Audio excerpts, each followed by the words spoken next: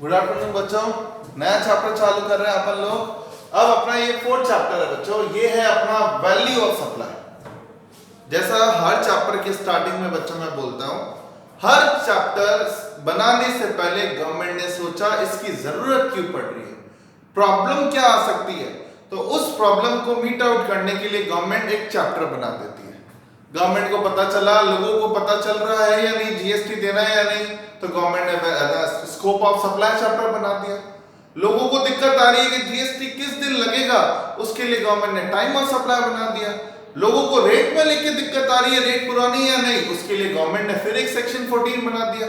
अब गवर्नमेंट को पता चला कि गवर्नमेंट को ये पता चला कि लोगों को एक और प्रॉब्लम आ रही है। वो प्रॉब्लम है कि वैल्यू क्या होगी गुड्स की या सर्विस की। तो एग्जैक्ट वैल्यू देखो, गवर्नमेंट को चाहिए जीएसटी। जीएसटी के लिए जो टैक्स अमाउंट चाहिए बच्चों, तो टैक्स के लिए दो अमाउंट चाहिए, value multiply by rate.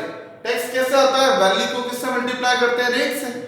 Rate तो चलो अपन ने पढ़ा है कि किताब बनी हुई है एचएसएन वाली, उस किताब में रेट दी हुई होगी, लेकिन वैल्यू कौन सी ले, तो उस वैल्यू कौन सी ले, उस वैल्यू के लिए गवर्नमेंट ने चैप्टर बनाया।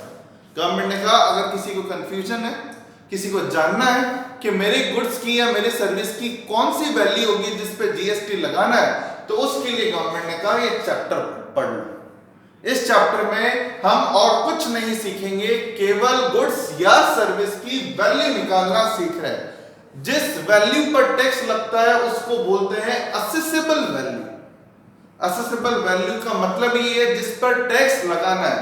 एग्जाम में आपके ये आएगा डिटरमाइन असेसेबल वैल्यू, तो अपन को इस चैप्टर में असेसेबल वैल्यू निकालना सीखना है। असेसेबल वैल्यू मींस वो वैल्यू जिस पर क्या लगेगा, टैक्स। क्लियर हो रहा है, ठीक है। अब बात आती है सर ये वैल्यू कैसे निकलेगी, उसके लिए समझो बच्चों, बहुत ढंग से समझना। एक छोटा सा क्वेश्चन आपसे पूछ रहा हूं मैं, यहां लिखता हूं। देखो, आप एक शोरूम पे गए, ठीक है। जिस शोरूम पे आप लोग गए उसमें आपको एक शर्ट पसंद आई। शर्ट पसंद आई तो आपने देखा कि भाई ये जो शर्ट है, इस शर्ट पर एमआरपी लिखी हुई है 2000। उस शर्ट की आपको लगता है कि 800 रुपए तो कॉस्टिंग होगी, इतना तो खर्चा है ही होगा, 1000-1200 वो कमा रहा होगा, ठीक है। फिर उस आपने कहा आप बेच रहे कितने, उस पर दुकान के बाहर लिखा हुआ था 40% डिस्काउंट, तो वो तो 1200 रुपए में ही बेच रहा है, ठीक है। और आपको ये फील हो रहा है कि यही शर्ट आसपास वाली दुकान में इसी फैब्रिक की 1500 में मिल जाती है। तो अब मेरा क्वेश्चन आपसे क्या है, वही एक शर्ट, उसकी चार वैल्यू है, MRP, cost price, actual price जिसमें वो दे रहा है, और फेयर मार्केट वैल्यू। मेरा क्वेश्चन आपसे ये है, थोड़ा दिमाग दौड़ाओ। आपने इतना अगर ध्यान दिया हो बिल अमाउंट पे, जब भी आप गुड्स खरीदने जाते, कुछ भी खरीदने जाते हो, असेसेबल वैल्यू तो सबकी होती है, तो वो असेसेबल वैल्यू इन चारों में से कौन सी होती है जिस पर टैक्स लगता है, MRP, cost price, actual price या फेयर मार्केट वैल्यू। थोड़ा सोचो, सोच के देखना कि चारों में से क्या होती है। कुछ लोगों के दिमाग में पक्का है एमआरपी जा रहा होगा कि सर एमआरपी पे टैक्स लगता है, लेकिन ये सच्चाई नहीं है।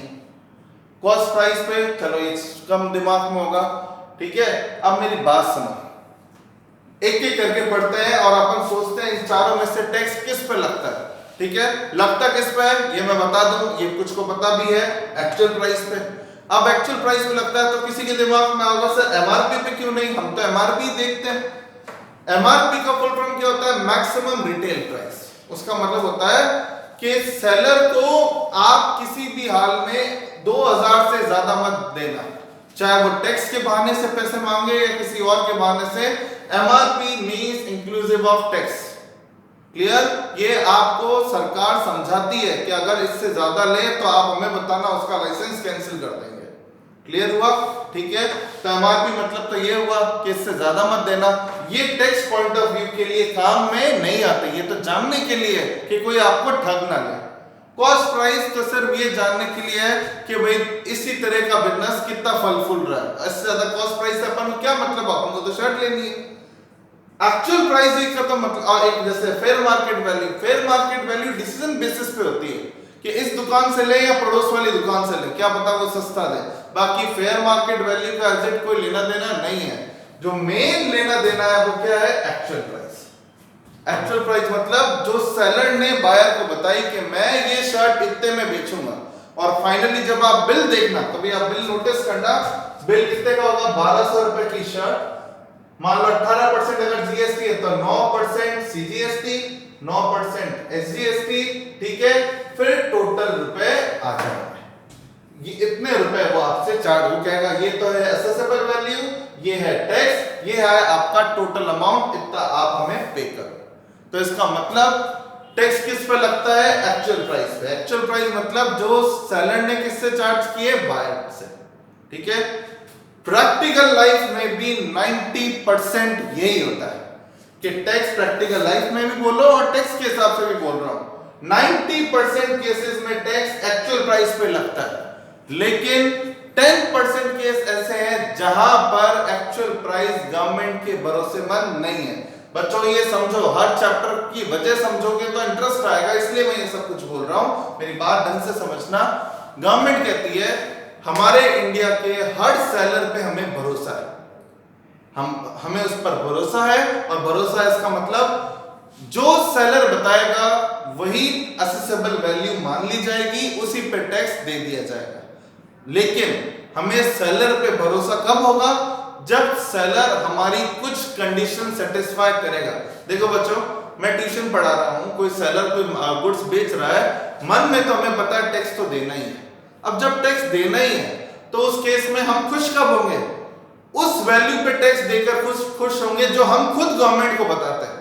एक ऑफिसर आपको बताए कि इस वैल्यू पे टैक्स दे, उस पर तो मुझे गुस्सा ही आएगा, इतनी बड़ी वैल्यू कहां से आ गई। और एक मैं खुद बताऊं गवर्नमेंट को मेरी फीस इतनी है, मैं तो इतना ही टैक्स दूंगा, और गवर्नमेंट कहती है चल दे दे, तो वो मेरे लिए खुशी की बात है। तो अब बात ये उठती है कब आपकी चलेगी और कब गवर्नमेंट की, उसके लिए सामने पढ़ो बच्चों। असेसेबल वैल्यू जो एग्जाम में आएगा निकालने को, वो दो सेक्शन से निकाली जाती है, सेक्शन 15 सबसेक्शन 1, सेक्शन 15 सबसेक्शन 4, ठीक है। 1 या 4 से वैल्यू निकाली जाती है। पहले फोकस करते हैं 1 पे। 1 कहता है कि अगर जनता, सेलर बोल दो, सप्लायर बोल दो, अगर सप्लायर हमारी बातें मान ले, हमारी कंडीशन सेटिस्फाई कर दे, तो जो हमारी सुनेगा गवर्नमेंट उसकी सुनेगी। मतलब जो गवर्नमेंट की बातें मानेगा गवर्नमेंट उसकी बात मानेगी। उसकी बात मानने का मतलब जो वो वैल्यू बताएगा उसी को ही क्या मान लिया जाएगा, असेसेबल वैल्यू। लेकिन अगर आप गवर्नमेंट की बात सारी मानने में कामयाब नहीं हुए, आपने गवर्नमेंट की ये बातें नहीं मानी, तो गवर्नमेंट कहती है अब आपके हाथ से बात निकल चुकी है, अब वैल्यू हमारा ऑफिसर निकालेगा एज पर सेक्शन 15 सबसेक्शन 4। तो एक तरह से बोला जाए 1 में हमारी जीत है और 4 में हमारी हार है। 4 में हार इसलिए क्योंकि अगर हम गवर्नमेंट की बातें नहीं मान पाए तो गवर्नमेंट कहती है हमारा आप पर भरोसा उठ चुका है। मेरी बात समझ में आ रही है, ठीक है। गवर्नमेंट क्या कहती है, जो हमारी बातें नहीं मानता हमारा उस पर भरोसा उठ जाता है, और वहां हमारा ऑफिसर वैल्यू निकालेगा, आपकी उस वैल्यू पे टैक्स देना पड़ेगा। तो हर इंसान को क्या करना चाहिए, कोशिश करनी चाहिए कि गवर्नमेंट की सारी बातें मान ले। सारी बातें ही कितनी है, 3 बातें। इन 3 बातों को मानने से गवर्नमेंट आप पर भरोसा कर लेती है कि ये सेलर एकदम सही प्राइस बता रहा है, और अगर एकदम सही प्राइस बता रहा है तो ये जो बता रहा है उसी पे टैक्स लेगा, खत्म कर। लेकिन अगर ये सेलर 3 में से एक भी बात का भरोसा तोड़ देता है तो हमारा भी भरोसा टूट जाएगा। तो अब आप बात आती है बच्चों, कब गवर्नमेंट का भरोसा मेरे ऊपर से हट जाएगा कि नहीं ये बंदा झूठा है, ये फीस गलत बता रहा है, फीस इसकी ज्यादा है लेकिन ये बता कम रहा है। ऐसा कब होता है बच्चों, थोड़ा सा सोच के देखो। जब गवर्नमेंट को मैं जानबूझ के फीस कम बता रहा हूं जबकि आप लोगों से फीस ज्यादा ले रहा हूं। 90% गवर्नमेंट ये कहती है, जो टीचर कह रहा है कि बच्चों से इतनी फीस लेता हूं उसी को एक्चुअल मानो, उसी पे टैक्स ले लो। लेकिन हमारा भरोसा तो जीतो। और कब मैं गवर्नमेंट का भरोसा नहीं जीत पाऊंगा, फर्स्ट केस, आप 10 में से कोई बच्चा मेरा रिलेटिव है तो गवर्नमेंट कहेगी अरे ये तेरा रिलेटिव है ना, तो फीस तो तू पूरी ले लेगा और बिल शायद काटेगा ही नहीं। काटेगा लेकिन कम का काटेगा, जानबूझ के फीस 10 की जगह 5 ही दिखाएगा। तो पहला भरोसा गवर्नमेंट का कब टूट जाता है? जब सेलर और बायर आपस में क्या निकल जाते हैं? रिलेटेड। रिलेटेड की डेफिनेशन में बता चुका हूं, ठीक है। Seller and receiver, supplier and receiver अगर रिलेटेड निकल गए तो बच्चों समझ लेना, अगर सप्लायर एंड रिसीवर रिलेटेड है तो सेक्शन 15(1) की कंडीशन पूरी नहीं हुई।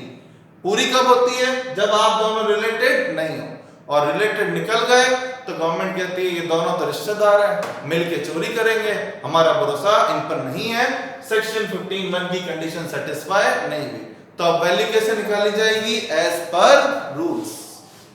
क्लियर हो रहा है? चलो ठीक है, एक कंडीशन को पूरी। सेकंड सुनिएगा, सेकंड कंडीशन क्या है? Price is at sole consideration for sale. Price is at sole consideration for sale मतलब क्या होता है? गवर्नमेंट कहती है, देखो ढंग से समझना, LHS इक्वल टू RHS बोलता हूं मैं, जैसे कि बहुत अच्छे से समझना बच्चों, आप मेरे रिलेटिव नहीं हो, आप मेरे रिलेटिव बिल्कुल नहीं हो, लेकिन अब है क्या? सपोज करो एक एग्जांपल लेते हैं अपन सेलर का, ठीक है, ज्वेलर का ले रहे हैं। मेरी दुकान है ज्वेलरी की, आप लेकर आए अपने घर से गोल्ड लाए, गोल्ड था 2 लाख रुपए का, गोल्ड था 2 लाख रुपए का, और आपने कहा इस गोल्ड से ज्वेलरी बना दो। मैंने कहा 50,000 रुपए लूंगा, ठीक है। तो मेन चीज आपको मिल क्या रही है? ज्वेलरी। ज्वेलरी कितने की है? 2.5 लाख। गवर्नमेंट को टैक्स भी किस पे चाहिए? 2.5 लाख पे। एक बात याद रखना बच्चों, चाहे आप सीए फाइनल में हो, सीएस कोई भी टफ से टफ एग्जाम दे रहे हो, इस चैप्टर का एक मूल मंत्र भी ये है कि अगर आप कहीं भी अटक रहे हो तो एक बार अपने मन में सोच के देखना, बायर की जेब से कितने रुपए गए। इस चैप्टर में एक ये पॉइंट है, जितने रुपए बायर की पॉकेट से जाते हैं वही असेसेबल वैल्यू होती है। गवर्नमेंट को उसी वैल्यू पे टैक्स चाहिए। कुछ भी करके गवर्नमेंट ऐड वैड कर कुरा कर गवर्नमेंट को चाहिए कि बायर की पॉकेट से कितना गया वहां तक पहुंचा, है ना। तो अब मेरी बात सुनो, अब अगर आपसे कोई ज्वेलर, आपसे आपका कोई दोस्त पूछेगा कि यार ये ज्वेलरी तो बड़ी सुंदर है, कितने में बनाई? तो आप कहोगे 2.5 लाख में। 2 लाख का गोल्ड दिया घर से, 50,000 ज्वेलर ने लिए, 2.5 लाख रुपए। और मेरे से कोई आके कहेगा कि यार ये ज्वेलरी कितने में बनाई? मैं बोलूंगा 50,000, क्योंकि मैंने तो 50,000 ही लिए। झूठ आप भी नहीं हो, झूठ मैं भी नहीं हूं, गलत आप भी नहीं हो, मैं भी नहीं हूं, लेकिन गवर्नमेंट ने कहा अरे भैया टैक्स चाहिए ज्वेलरी की वैल्यू पर। ज्वेलरी है 2.5 लाख की, बिल काट रहा है तो 50,000। इसका मतलब LHS RHS इक्वल नहीं। LHS RHS मतलब बायर जितना बोले कि मेरी जेब से जितने गए हैं उतने का ही बिल अमाउंट हो, तो LHS और RHS बराबर है। इस केस के अंदर आपकी जेब से जा रहे हैं 2.5 लाख, मैं बिल बता रहा हूं 50,000, तो गवर्नमेंट कहती है प्राइस सोल कंसीडरेशन पर नहीं है, और गवर्नमेंट कहती है सॉरी आपका बिल अमाउंट अलग है, बायर की पॉकेट से जो अमाउंट गया वो अलग है, हमारा भरोसा आप पे नहीं है, हम वैल्यू 15(4) के हिसाब से निकालेंगे। वो कैसे निकालते हैं वो आगे का टॉपिक है, लेकिन फिलहाल 15(1) जो है वो कैंसिल हो जाएगा। तो 15(1) 3 वजह से कैंसिल होता है। पहला, सेलर और बायर रिलेटिव निकल गए तो कैंसिल। सेकंड, रिलेटिव नहीं है लेकिन प्राइस सोल कंसीडरेशन पे रही नहीं, क्योंकि आपकी जेब से कुछ अमाउंट अलग गया, बिल अलग का बना। और एक last third, consideration should only in money form. इसका क्या मतलब हुआ? आप में से आपके फादर वगैरह मान लो डॉक्टर है, तो मैंने कहा भाई आपके डॉक्टर, आपके फादर तो बहुत बड़े फिजिशियन है और मेरे को तो पूरे घर वालों को बहुत काम पड़ता रहता है, तो मैंने आप में से एक बच्चे से कहा जिसके फादर फिजिशियन है कि भाई हम सारे घर वाले जो है मेरे, तो तेरे पापा जी को बोल देना कि हम लोग साल में 4-5 बार 10 बार दिखाने आएंगे लेकिन फीस ना लें। और उसने कहा सर पापा कोई फीस चार्ज नहीं करेंगे, आप तो कितनी बार भी दिखाओ। तो अब बात क्या होती है, जब वो फीस दे ही नहीं रहा तो मैं उसे रसीद दूंगा ही नहीं। अब रसीद दूंगा नहीं तो अब अगर कोई ये बोले कि तू उसको फ्री में पढ़ा रहा है, फ्री में तो नहीं, पैसे तो ले रहा हूं, उल्टा ज्यादा ही ले रहा हूं, लेकिन अब उसे मनी वैल्यू में कैसे कन्वर्ट करूं? कंसीडरेशन तो है लेकिन मनी फॉर्म में नहीं है, तो फिर गवर्नमेंट का वापस भरोसा उठ जाएगा, क्योंकि गवर्नमेंट कहती है 15(1) तभी सेटिस्फाई होगा जब कंसीडरेशन पूरा कौन सी फॉर्म में हो, मनी फॉर्म में। मनी की जगह कंसीडरेशन अदर फॉर्म में ले लिया तो फिर गवर्नमेंट का एक तो होता है फीस माफ कर देना, उसमें तो जीएसटी लगता ही नहीं है, सप्लाई में पढ़ा है अपन ने। लेकिन कंसीडरेशन लेना लेकिन मनी फॉर्म में ना लेना तो गवर्नमेंट का भरोसा उठ जाएगा। तो बच्चों मैं वापस एक बार रिपीट कर रहा हूं, 15(1) कहता है जो आप बताओगे वही असेसेबल वैल्यू है।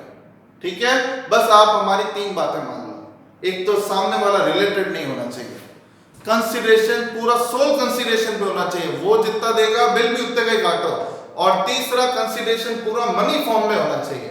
ये बातें हमारी मान लो, हमारा आंख बंद करके भरोसा आप पर आ चुका है। अब आप जो बताओगे वही असेसेबल वैल्यू है, और तीनों में से एक भी कंडीशन डिससेटिस्फाई हो गई तो उस केस में अब तो सेक्शन 15(4) लगेगा, जहां वैल्यू रूल्स के हिसाब से निकलती है, और रूल्स जो होते हैं वो निकालता है ऑफिसर। तो समझ में आया? ठीक है, ये हुई थ्योरी पॉइंट। एग्जाम में कुछ नहीं दिया हुआ है कि बाय रिलेटेड है क्या, सोल कंसीडरेशन है क्या, कुछ नहीं दिया हुआ है, बात खत्म। सेक्शन 15 की सारी कंडीशन सेटिस्फाई हो रही है, और सेटिस्फाई हो रही है तो अब अपन को क्या निकालनी है, असेसेबल वैल्यू। और अब सेक्शन 15(1) के अंदर असेसेबल वैल्यू कैसे निकालता है समझ लो, a + b - c, ये फिक्स रूल है, प्रैक्टिकल है पूरा चैप्टर। कैसे निकालना है, जैसे ही आप देखोगे कि सर कुछ नहीं दिया हुआ है, क्या साफ लिखा हुआ है सर रिलेटेड कुछ नहीं है, सीधा दिमाग दौड़ेगा, 15(1) के हिसाब से वैल्यू निकलेगी। और 15(1) की वैल्यू क्या होती है, a + b - c। a निकालो, b निकालो और c निकालो, a में b जोड़ दो, c घटा दो, तो क्या आ जाएगी, असेसेबल वैल्यू। और बस ये निकाली, अपना ये चैप्टर ही खत्म। ठीक है, अब बात आती है a में क्या आएगा, ट्रांजैक्शन वैल्यू आएगी, सबको डिटेल में बताना है। b में वो खर्चे आएंगे जो 15(2) में दिए हुए। देखो मैं 1 से सीधा 4 पे जंप मार गया, 2 और 3 खा गया, वो 2 और 3 इधर है। 2 में वो खर्चे ऐड होंगे जो ट्रांजैक्शन वैल्यू का पार्ट बनेंगे, असेसेबल वैल्यू निकालने में काम आएंगे। और 3 के अंदर कुछ ऐसी चीजें हैं जिसकी वजह से वैल्यू कम होगी। ठीक है, ये सब डिटेल में पढ़ना है। तो 2 में वो एडिशनल खर्चे होंगे जो आपकी जेब से गए, वो वैल्यू में हो जाएंगे ऐड। ठीक है, सेलर ने बोला कि ये शर्ट के 1500 रुपए है, तो 1500 तो हो गई ट्रांजैक्शन वैल्यू, ये सब डिटेल में पढ़नी है। इसमें जो भी एडिशनल खर्चा आपकी जेब से गया वो 15(2) में ऐड हो गया। और एक दो चीजें जैसे डिस्काउंट होता है तो वो वैल्यू से क्या हो जाएगा, लेस। और सब ऐड लेस होने के बाद ये जो वैल्यू आई वो असेसेबल वैल्यू कहलाएगी। तो आपको तो एग्जाम में प्रैक्टिकल छोटा हो या बड़ा क्या ध्यान रखना है, पहले ट्रांजैक्शन वैल्यू निकालो, 15(2) ऐड करो और 15(3) क्या करो, लेस। ठीक है, अभी एग्जाम में एक इंटरेस्टिंग क्वेश्चन पूछ रहा हूं आपसे। एग्जाम में आया कि विंटर जैकेट की सेल लगी थी, जिसमें एक विंटर जैकेट एक दुकान वाले के लिए कॉस्टिंग थी 4000 की, कॉस्टिंग थी उसकी 4000 की, और वो एमआरपी पर 80% डिस्काउंट में बेच रहा था। मतलब उसने 2000 रुपए में बेच रहा था वो जैकेट, जबकि कॉस्टिंग है 4000। तो एग्जाम में पूछा डिटरमाइन असेसेबल वैल्यू 2000, पहला ऑप्शन था कि क्या 2000 आएगी, सेकंड 4000 कॉस्ट प्राइस, तीसरा पड़ोस की दुकान में वैसा ही जैकेट अभी भी 5000 में मिल रहा है, तो फेयर मार्केट वैल्यू थी 5, 4 या 2 कौन सी होगी। अब आप सोच रहे होंगे सर सेलिंग प्राइस केवल 2000 जबकि कॉस्ट तो 4 है, फेयर मार्केट वैल्यू 5 है, तो आप कहते हो कि नहीं सर 15(1) नहीं लगेगा, 4 लगेगा। अब मेरी बात सुनो, कब मैंने यहां पर कोई चौथी कंडीशन भी लिखी है क्या जहां ये लिखा हो selling price can not be less than cost price, ऐसा तो मैंने लिखा ही नहीं। गवर्नमेंट कहती है सेलिंग प्राइस कॉस्ट से कम भी हो तो भी हमें फर्क नहीं पड़ता, बस आप तो हमारी ये 3 बातें मान लो। क्लियर, कहीं भी ऐसा नहीं लिखा हुआ जहां ये लिखा हुआ हो कि किसी दुकानदार की हिम्मत नहीं होनी चाहिए कि सेलिंग प्राइस कॉस्ट से कम हो। अरे उसकी दुकान नहीं चल रही, उसका किराया नहीं निकल रहा, बर्बाद हो रहा है वो, तो वो क्या करेगा, अपने गुड्स को सस्ते में ही तो बेचेगा, रोटेशन तो मिले पैसों का। उसमें भी आप कहते हो तूने धोखा दिया, धोखा कैसे दिया, खुद बेचारा बर्बाद हो रहा है, तुम्हें क्या धोखा देगा। क्लियर, वो क्या बोलेगा गवर्नमेंट को, माना मैं सेलिंग प्राइस कॉस्ट प्राइस से कम रख के बैठा हूं, लेकिन बायर मेरा रिलेटेड नहीं है, अनजान लोगों को बेच रहा हूं, प्राइस भी मेरी सोल्ड कंसीडरेशन पे, वो 2000 देते हैं, बिल भी 2000 पे देता हूं। तीसरा, कंसीडरेशन मैं कैश में ही तो ले रहा हूं, तो मैंने तो आपकी तीनों बातें मान ली। गवर्नमेंट कहती बात तो सही कह रहा है, बातें तो इसने तीनों मान ली ना, बात खत्म। 15,400 नहीं, 15,100 ही लगेगा। सेलिंग प्राइस कॉस्ट प्राइस से कम हो सकती है, और फिर टैक्स जो होगा एज पर 15,100 वो 2000 रुपए ही होगा। क्लियर हुआ? समझ में आया? डिटेल में अब यहां से पढ़ना चालू करेंगे। ये थ्योरी पोर्शन था वैल्यू ऑफ सप्लाई का जो फिनिश हुआ। ठीक है।